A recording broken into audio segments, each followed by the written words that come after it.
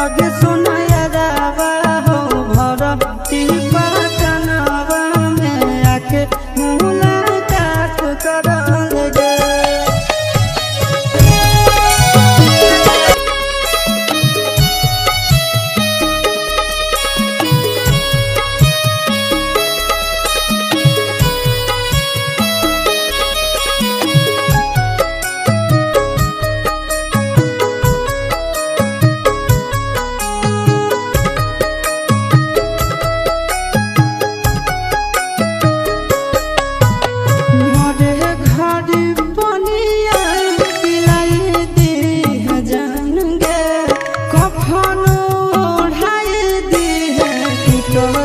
जब प्राण गे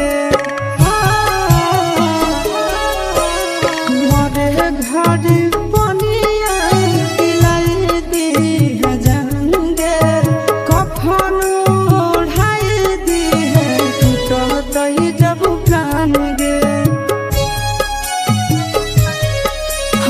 हमारा से तोरा जाती प्यार होता भेंट साक्षात कर आगे सुनाया रावा हो भरती